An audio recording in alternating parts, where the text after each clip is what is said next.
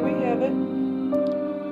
Looks like Barry is responding to the claims regarding the disappearance of Suzanne, his wife.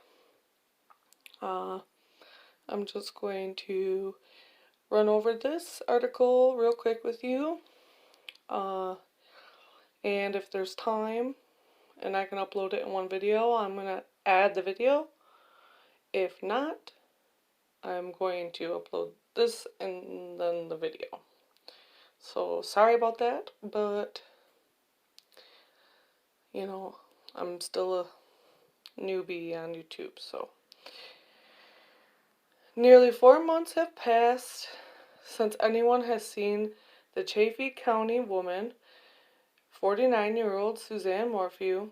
In an update published Thursday, Sheriff John Speasy acknowledged nearly 2 months had passed since he had provided any information regarding the search for Morphew.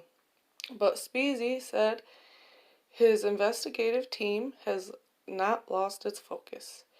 The investigative team had conducted hundreds of interviews, both in Colorado and out of state, and continued to develop leads and contact potential persons who may have information into the disappearance of Suzanne, Thursday's release read. Speasy wrote his office, the FBI, the CBI, and the 11th Judicial District continue to devote our resources to this investigation.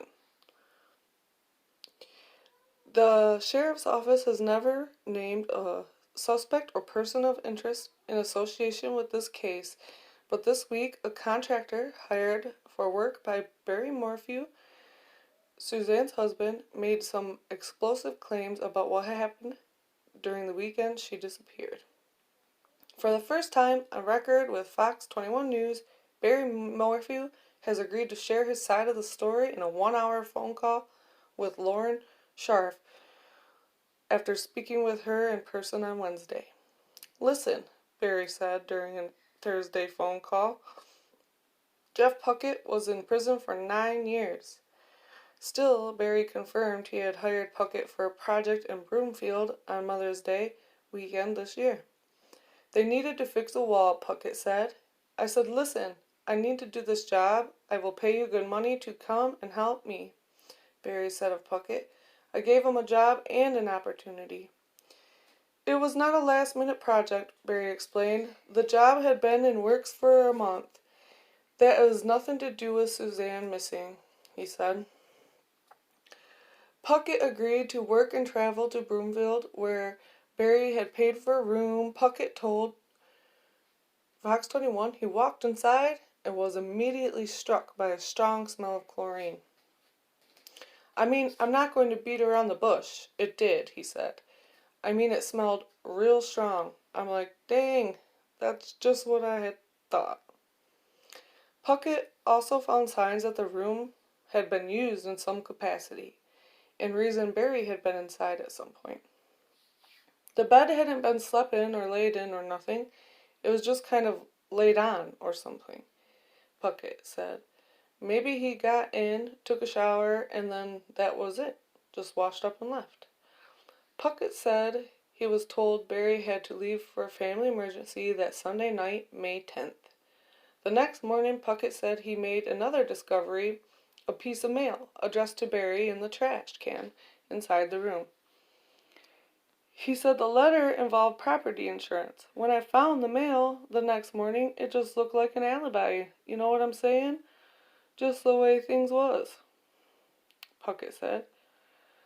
Barry said he left in a hurry when he learned his wife was missing. I rushed home, left all my tools at the hotel, called my workers and said, I have a family emergency. You're going to have to figure this out on your own, he said. But Puckett said the crew couldn't finish their work. We had nothing to work with, he said, and he described what would have been necessary in order to complete that particular job. Once you build the wall up, you run a layer block, some dirt, get it inspected, then you keep continuing until the next level. And there was nothing like that to work with, Puckett said. That kinda ticked me off. So I come on back. As far as the paperwork left in the room, Puckett said he turned it over to authorities. I mean, it's either foul play or an alien has got her. And we know that aliens are far-fetched. You know what I'm saying? But someone just doesn't walk off the face of the earth like that and disappear. It's just not normal. It's just not normal at all, he said. Barry confirmed to Fox 21 News he had been in that room, and he had also noticed a strong smell. I did not go to the pool, and I did not get chlorine, he said. I'm sure that they wash the rooms with that for the COVID. I don't know, but I smelled it too when I was there. A hotel manager said the pool isn't even open due to COVID restrictions. That manager also said that the hotel uses peroxide multi-purpose cleaner in its room. I did nothing wrong in the hotel, Barry said. There's cameras all over the hotel. I did nothing wrong. The hotel isn't the only location where the presence of strong smell has been mentioned. Suzanne's older brother, Andrew Mormon, brought up something he'd heard following a search of the Morphew home. From what I understood, secondhand, they said that there was an overwhelming smell of bleach in the house, he said. That information had apparently been relayed to him by initial investigators. I've heard the FBI lie. I know that they can legally do that in their investigations, Barry said.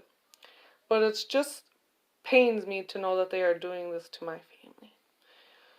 Mormon said CBI agents brought up other concerns as well. They did ask us, why can't we find any coolers at the house?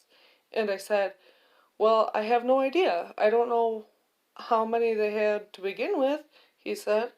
But I assume, as a hunter and a guy that maybe camps, he would have a few, and they couldn't find a single one.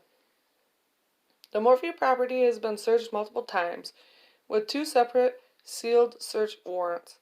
The last search on the Morphew property by investigators was July 9th. Put it on the record right now. If people think you did it, what would you tell them? Fox 21's Lauren Scharf asked Barry over the phone.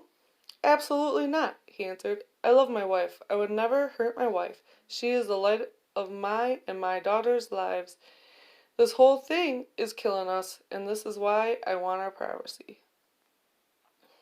A plea from Suzanne's husband, Barry, was shared online exactly a week after she disappeared. A reward of $200,000 by family and friends of Suzanne has been offered for her safe return. No questions asked. The public is asked to continue to report any information about this case to the tip line by calling 719-312-7530.